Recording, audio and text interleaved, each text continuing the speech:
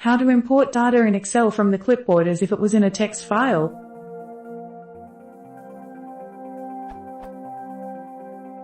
Using Excel, you can import data from a text file with a wizard available at NGT, Data and GT, from text. Is there a way of using the same wizard to import data coming from the clipboard without having to create an empty text file, pasting the contents there and then using the wizard?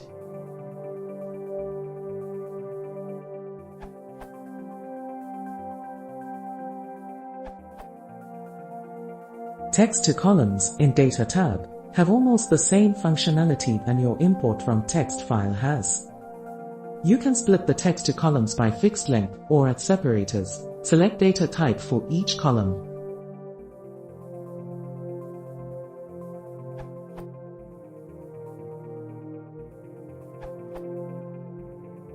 Alternatively, if you have the text data on your clipboard, you can use text import wizard ... in NBSB. I''V in NBSB. Confirm that this works for Excel 2010 plus. Not sure about older versions.